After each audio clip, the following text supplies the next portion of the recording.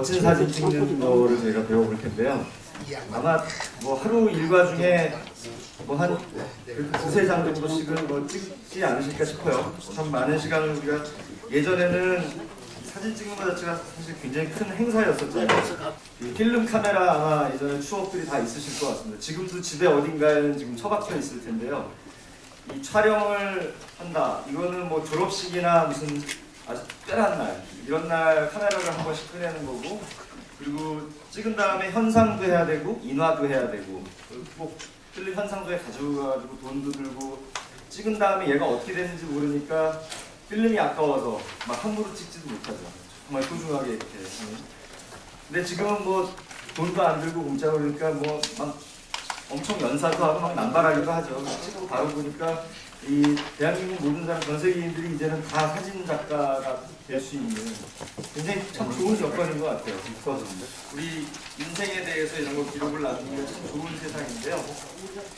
이 뭐 DSLR이다, 뭐 SLR 이런 카메라들 또 되게 하나씩 조금 큼지막한 거 아마 있으신 분들 계실 거고, 자제분들 중에서 또 이거 취미로 하시는 분들도 있을 텐데,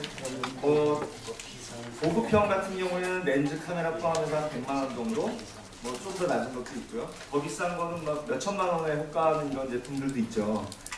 근데 사실 요즘 그런 게 별로 필요 없어요. 장비 욕심이 있으신 분들 막 그거, 근데 이게 손목, 저도 엄청 무거운 카메라를 들고 다니지만 이 손목 아파서 아주 요새 몸살을 앓거든요.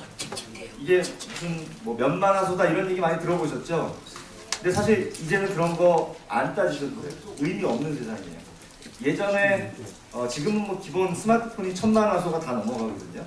근데 예전에 800만 화소로 보그라는 잡지 아시죠?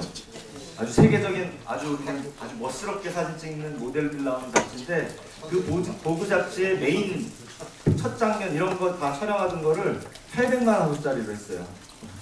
그러니까 지금 스마트폰은 사실상 4K가 지원되는 것까지 요즘 나오기 때문에 여러분들 갖고 계시는 웬만한 스마트폰은 방송도 가능하다. 거의 그렇게 보셔도 됩니다. 그래서 이게 요즘은 장비 가지고 뭐 그런 거 고민 전혀 안 하셔도 돼요. 근데 한 가지 있다면 이 렌즈가 카메라는 굉장히 중요한데, 스마트폰은 렌즈가 조그맣잖아요, 이렇게. 그렇기 때문에 그 한계는 있어요. 그러니까 사진은 빛의 예술이기 때문에 빛을 얼마나 많이 받아들이느냐가 중요한데, 눈구멍이 조그마니까 빛을 많이 받아들이기가 쉽지가 않겠죠. 그래서 야외 같은데 햇빛이 충분한 낮 같은 경우에는 촬영하는 거가 충분해요. 거의 방송용 수준으로 나오는데, 이런 실내라든가 좀 어두운 곳에서는 스마트폰이 좀 약간 취약합니다. 그럴 때 이제 플래시를 잘 쓰거나 그런 것도 좋겠죠. 자, 본격적인 단계 좀 얘기를 해보겠습니다. 먼저 사실 사진은 기술이 기본 필요하지만 감성으로 찍는 거예요. 감정으로 찍는. 그거는 뒤에서 제가 말씀드리고, 일단 그래도 사진 찍는 기본기는 알아야겠죠. 그래서 카메라의 아주 기능과 기본적인 거 먼저 세팅 말씀드리고, 카메라 여는 것까지는 다 아시죠? 카메라 열어보시면 화면이 기종마다 상당히 좀 다르기는 합니다. 그러니까 그래서 너무 걱정하지 마시고 이렇게 찬찬히 찾아보세요. 위치만 다를 뿐이니까. 보시면 대충 삼성 갤럭시는 여기 이런 버튼들이 있는데요. 하나씩 볼게요. 여기 있는 게 촬영 버튼. 뭐 카메라 모양이 있으니까 저게 촬영 버튼이겠구나 싶죠. 요거까지는 다 아실 거고, 촬영 버튼이 하나 더 있습니다. 요건 잘 모르시는데 볼륨 키우고 줄이고 하는 거 아시죠? 보통 핸드폰에 이쪽 옆구리 쪽에 있죠. 버튼이 두 개가 있어서 위에 거 누르면 볼륨이 올라가고 아래 거 누르면 볼륨이 낮아지고, 올리는 거 내리는 거 상관없고요. 이 볼륨 버튼으로도 촬영이 가능해요. 네. 요거는 아마 잘 모르셨을 거예요. 그리고 요즘은 한 가지 기능이 더 있습니다. 터치 스크린. 화면을 터치해서 또 촬영이 가능해요. 이거는 근데 설정해서 끄고 키고가 있어요, 보통. 그건 이따가 말씀드릴게요. 그래서 우리 여기서 또 하나 중요한 포인트가, 촬영할 때 우리 어르신들이 찍으면서 얘를 이제 여기 있는 이 버튼을 누르죠. 누르면서 흔들리죠. 근데 사실 이 버튼은 어느 스마트 기종이나 상관없이 누를 때 찍히는 게 아니에요. 뗄 때 찍히는 거예요. 뗄 때. 사실 터치하고 누르면 더 흔들리겠죠. 근데 살짝 눌렀다가 빼는 동작은 사실은 카메라가 덜 흔들리죠.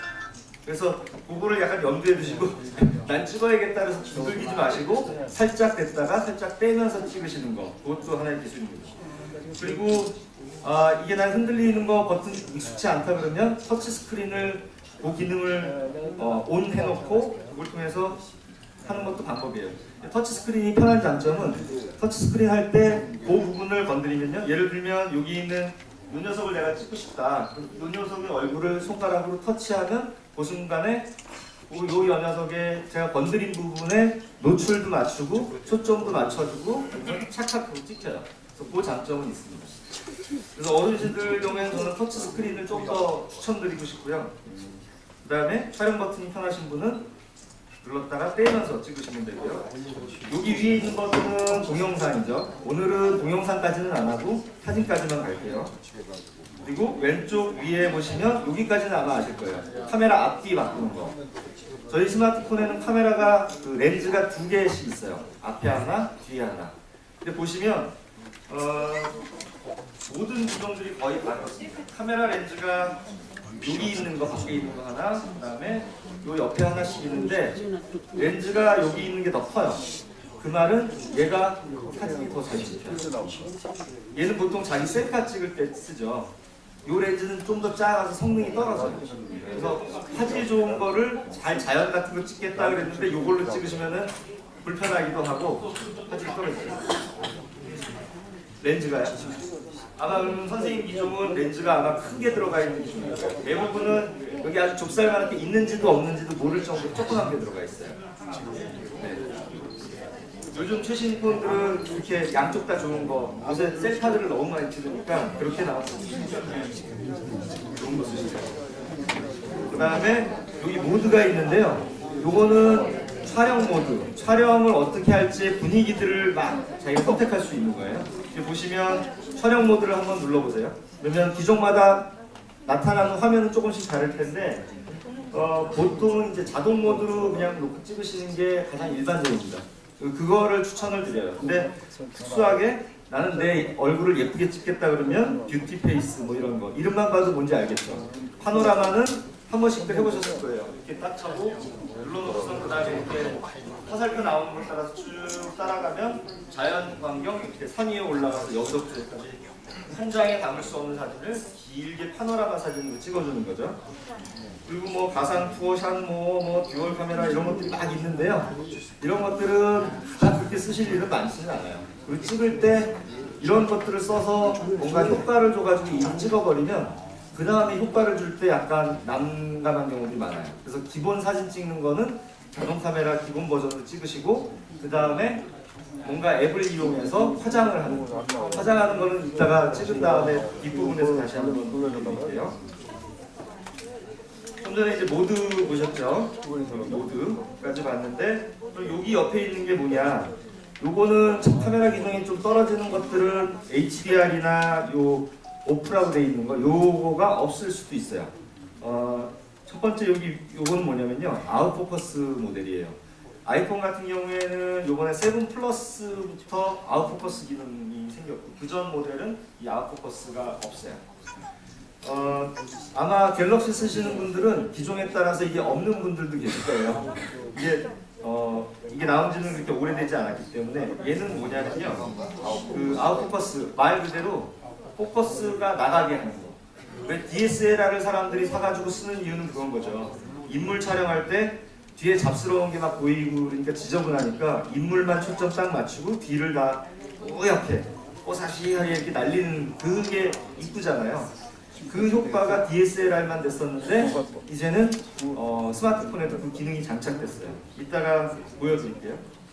화면을 연결하면 제가 터치 화면이 안 되고 저도 모니터로 봐야 돼서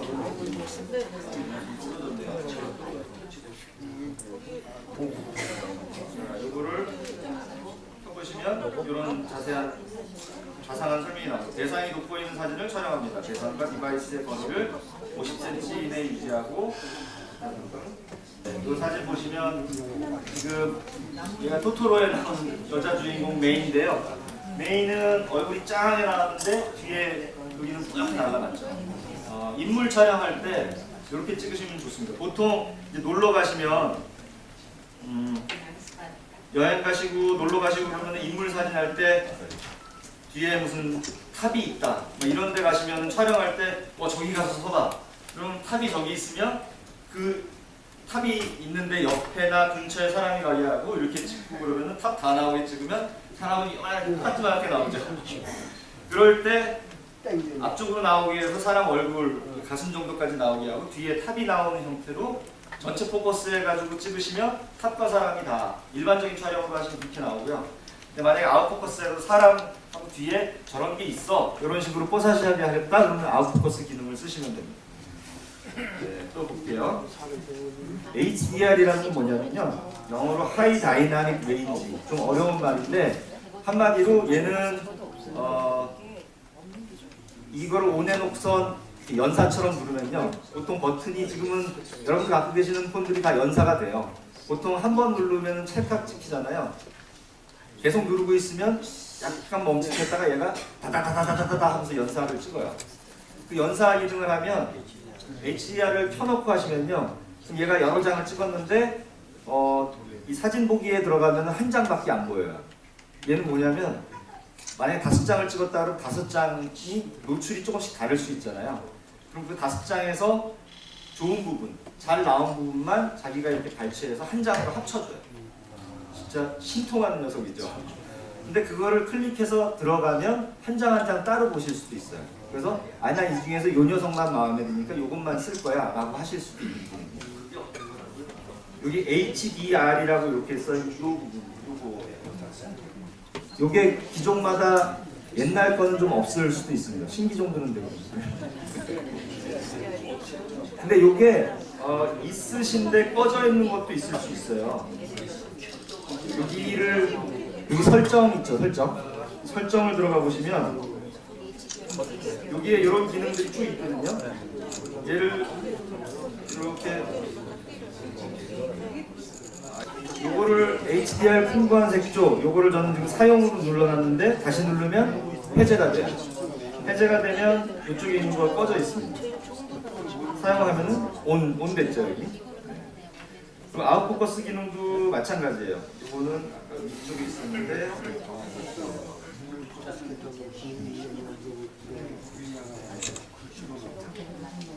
여기 있죠. 근데 이 위치는 선생님들 폰마다 다 위치가 조금씩 달라요. 그러니까 요 똑같은 위치에서 찾지 말고 한번 이렇게 올렸다 내려갔다 요 화면이 올라갔다 내려갔다 되거든요. 거기서 찾아보시면 됩니다. HDR을 자동으로 맞춰놓으면은요.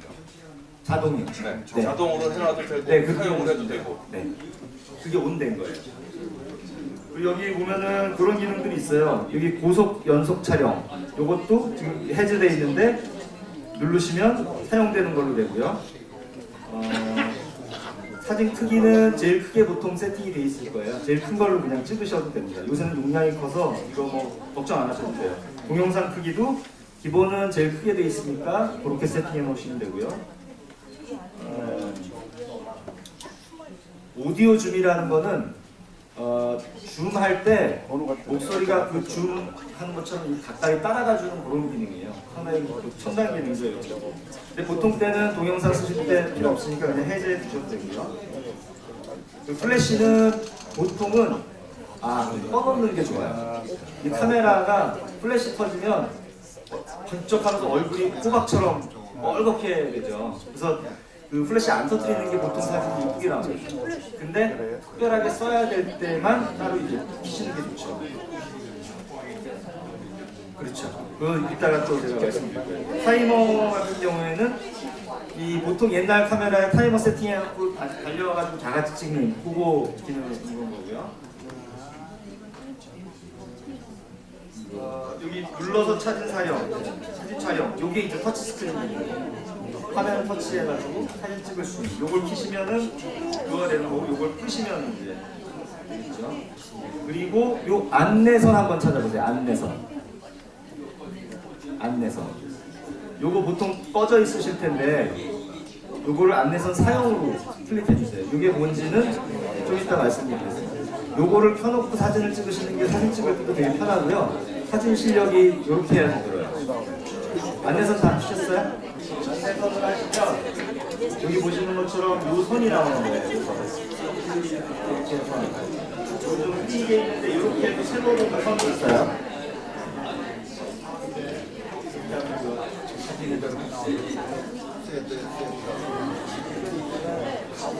그래서 두 줄 이렇게 격자선이 가게 됩니다. 화면에. 요거를 기준으로 해서 찍으셔야지 수평 맞추기도 되게 쉽고요. 어디에다가 포인트를 줄지를 맞추는 것도 좋습니다. 안내선 다 되셨어요? 네. 네, 그럼 다음으로 넘어가겠습니다. 자, 결정까지 말씀드렸고요.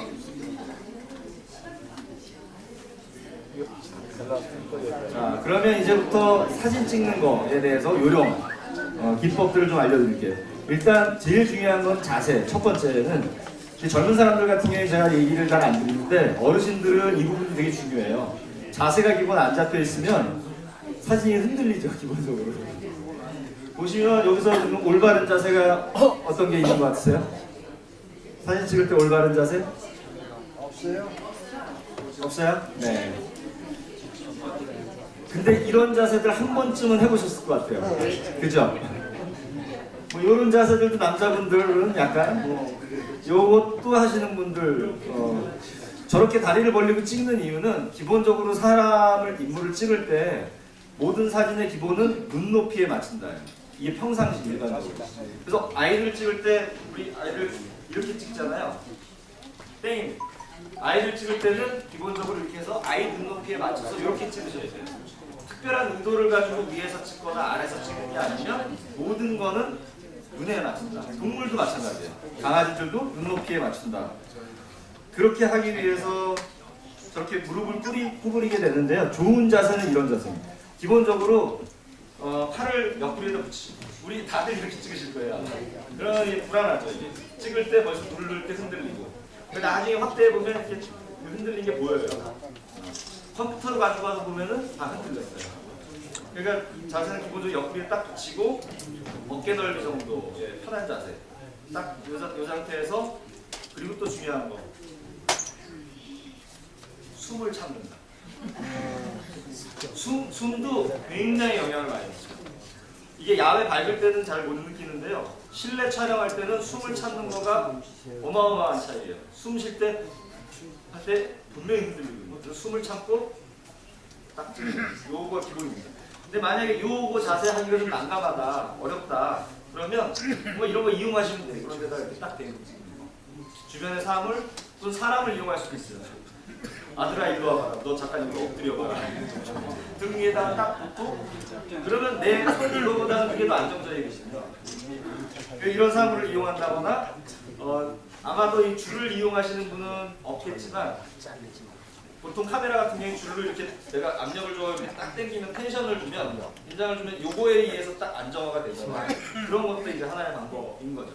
그래서 기본 자세를 잘 잡고 안정된 사진을 찍는 거 이게 첫 출발입니다.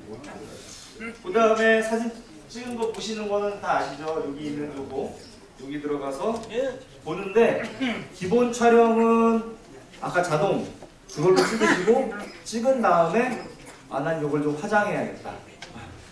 그럴 때는 이제 여기 들어가서 하시면 돼요. 여기 있는 여기 가가지고 보정하시면 되는데 이 사진 보정하는 애플리케이션들이 엄청나게 많아요. 공짜들이.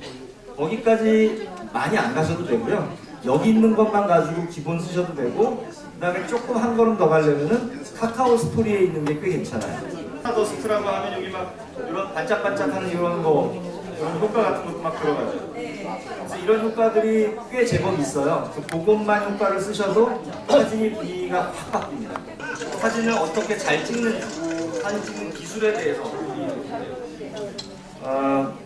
초점. 뭐 굳이 제가 말씀 안 드려도 왼쪽과 오른쪽하고 당연히 왼쪽 사진이 이쁘죠. 김효원 선생님만 못하죠. 이게.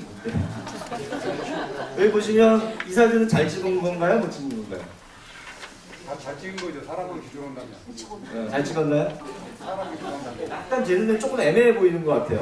포커스가 뭘 찍으려고 한 건지 이 사탕을 이렇게 한가운데다가 놨으면 얘를 차라리 초점을 맞추고 뒤를 아웃포커스 되게끔 했었어야 되는 거 아닌가? 실수로 잘못 찍은 거 아닌가? 얘가 여기 이렇게 흐리게 앞에 시선을 가리고 있는 것 같아서 좀 생뚱맞은 사진처럼 보여요. 이 사진은 어때요? 잘 찍었죠? 엄청 잘 찍은 사진이죠. 그리고 이 사진이 뭔가 나한테 말을 거는 것 같아요. 저 사람이 나한테 말을 거는 것 같아요. 그 이유는 눈에 초점을 맞췄기 때문이에요.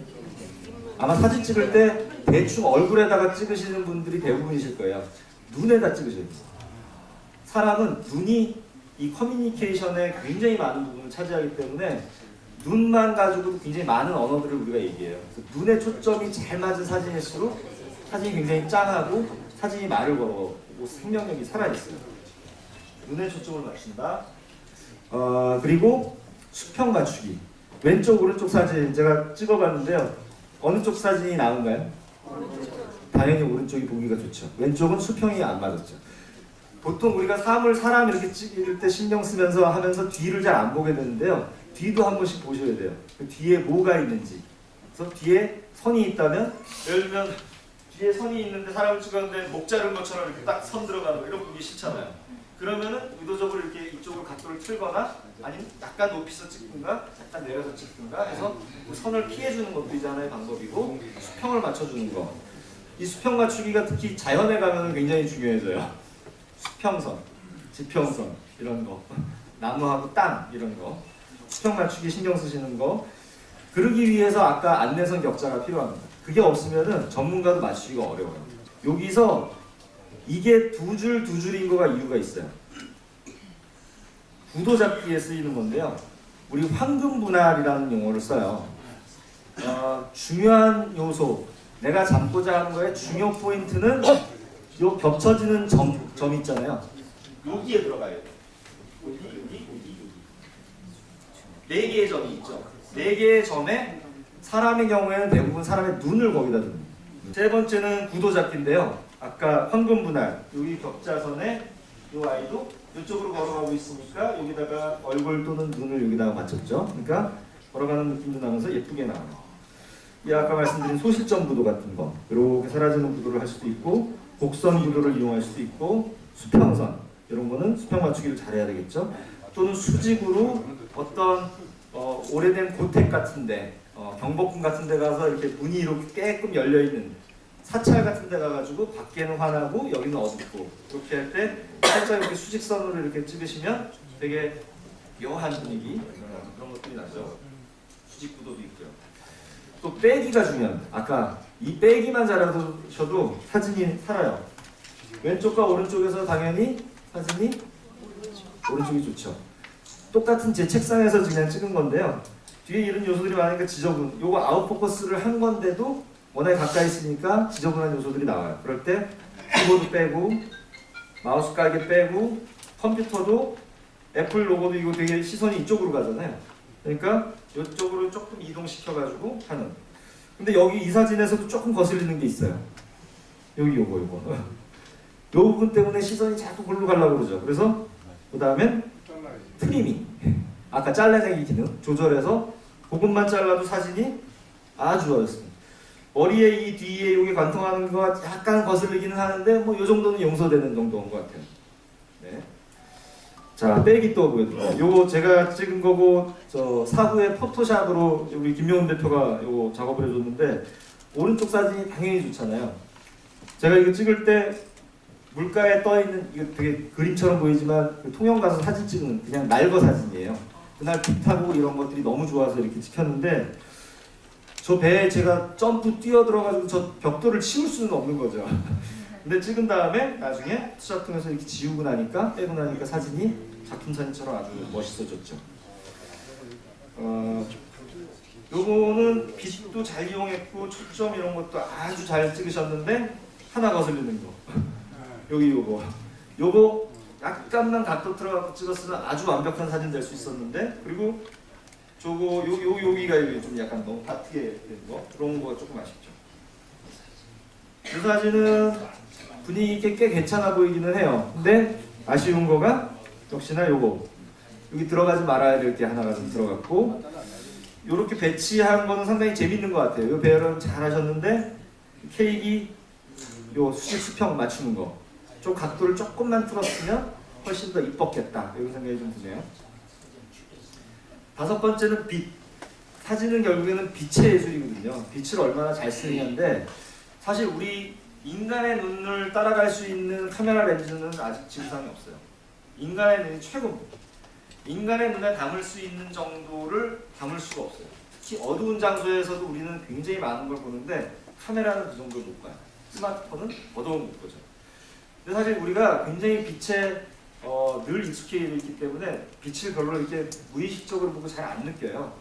이 공간에서도 보면 더 밝은 곳이 있고 덜 밝은 곳이 있고 빛이 저쪽에 들어오면서 빛이 이렇게 쳐지는 게 있거든요. 그럼 여기 공간에서 어디서 찍는 게 제일 잘 나올까? 조기 모서리가 찍으면 제일 안 나오겠죠. 저기 창가 쪽에 가가지고 창가를 보고선 서라고 하고, 내가 창가를 등지고선 찍으면 자연광을 받으면서 아주 뽀사시하게 예쁘게 나올 거예요.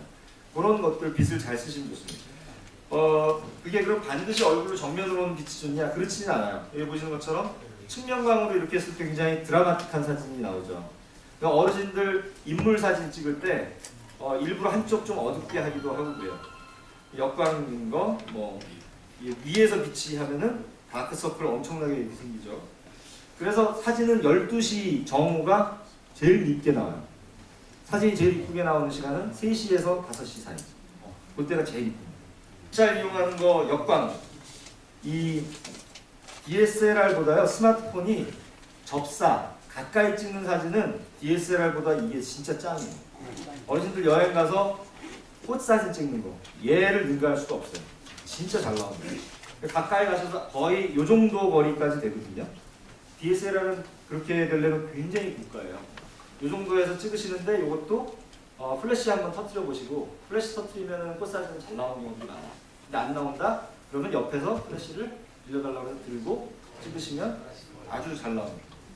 이 사진 상당히 좋죠. 구도도 좋습니다. 가까이 들어가면 구도를 어떻게 잡아야 되지? 약간 난감해 하실 수 있는데, 보시면 일단 첫 번째 빛. 왼쪽에서 빛이 들어오는 거를 잘 살리니까, 그 느낌 살리니까 바짝바짝하죠.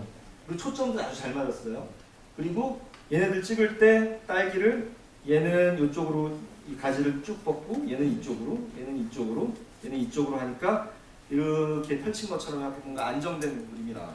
그리고 양쪽에 이런 노란색, 빨간색 그래서 하니까 중심도 잡히면서 시선도 잘 가고 그러죠.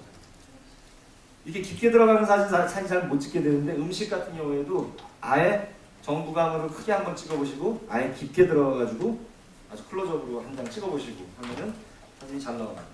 이것도 상당히 클로즈업 들어갔는데 구도를 좀 새롭게 해줬죠.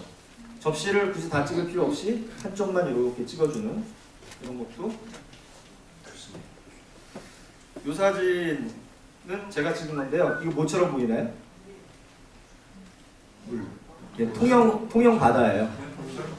네, 통영 바다인데 큰 망원 대포 렌즈로 해가지고 쫙 줌해가지고 하니까 약간 늪 같기도 하고 어떤 쇳물을 녹인 것 같기도 하고 되게 묘한 분위기가 나와요. 사진은 좀 전에 말씀드린 이런 기본 룰이 있어요. 이렇게 찍어야지 잘 찍힌다라는 기본 룰이 있는데, 그 룰을 대체로 잘 지키고 찍지만 가끔은 그 룰을 깨는 걸 통해서 사진이 되게 멋있어지기도 해요. 예를 들면 아까 이쪽을 보고 있으면 이쪽 공간을 내줘야 된다고 했잖아요. 근데 오히려 이쪽 공간을 닫고 뒤에 공간을 내주는 사진을 찍어보세요. 그러면 굉장히 묘합니다. 잘못 찍으면 이 사람이 답답하고 벽에 가가지고 반성을 쓰고 있는 것 같은처럼 나오는데, 뭔가 옆을 이렇게 딱 이렇게 보고 있다든가, 근데 이쪽 면을 딱 비워둔다. 그럼 약간 잡지 모델 사진처럼 나오기도 하고 그래요. 그래서 룰을 지키는 사진도 찍어보고, 한 번은 룰을 깨는 사진도 한 번씩 찍어보고 하는 것도 멋스러운 사진이 됩니다. 저도 이 경지까지 제가 갔는지 모르겠는데, 이 우주의 그 법칙이 물질과 에너지로 모든 게 구성되어 있잖아요. 물질은 찍기가 쉬운데 사진이 너무 좋아졌으니까 카메라가. 근데 그 담긴 물질에 담긴 에너지 찍는 게 참 어려워요. 그 기운 같은 거 찍는 거. 그거를 참 잘하는 사람이 그 배병우 소나무 찍는 배병우 작가. 이분이 소나무 찍는 거 보면 저기에 뭔가 영험한 뭔가 막 있는 에너지와 기운 같은 게 느껴지죠. 물질만 찍으면 그게 안 나오거든요. 그 에너지를 어떻게 찍느냐. 그건 사실은 제가 그거를 어떻게 느끼느냐, 제 감정을 담는 거. 아마 요렇게 해서 오늘 배우신 거 가지고 계속 해보시면 쭉쭉쭉쭉 늘어나실 거예요. 그리고 혼자만 찍지 마시고 찍은 거 친구분들하고 나눠서 보여주시고 그거 가지고 이거는 사진이 이랬으면 좋았을 것 같은데 이렇게 찍어보면 어떨까? 같은 정서에서 또 같이 찍어보기도 하고 그러면서 이야기 나누시면 사진이 금방 늘어납니다. 다음 주 숙제인데요. 카카오 스토리에 오늘 교육 후기 작성해 주시고 친구 후기에 댓글 달아주시고 그다음에 그 포토 구글 포토 다운 받아 오셨죠? 그거 구글 포토하고 구글 포토 스캐너는 다음 주에 저희가 할 건데, 근데 그 옛날 사진 같은 것들을 꺼집어 가지고 한번 찍어 갖고 오세요. 일반 카메라 가지고 그걸 가지고 다음 주에 해보겠습니다. 또는 다음 주에 옛날 사진 하나씩 그냥 들고 오셔도 괜찮고요. 아니면 그 인화지 뽑아놓은 사진들 있잖아요. 최근에 뭐 여행 갔다 오신 사진들 그런 것들 한 장씩 가지고 오시고요. 다음 주에 오실 때 유튜브를 요거 설치해 오세요. 유튜브는 기본적으로 깔려 있는 전화기들도 있어요. 스마트폰 중에서 그냥 기본 깔려 있는 것도 있는데 만약에 찾아봐서 없으신 분들은 그 플레이 스토어 가가지고 유튜브 이렇게 치시면 그 앱을 까실 수 있으니까 요거까지 깔아오시면 됩니다. 오늘 수업 여기까지 하고요. 재미있으셨는지 모르겠네요. 네. 그럼 저희 다음 주에 또 뵙도록 하겠습니다. 식사 맛있게 하십시오. 네.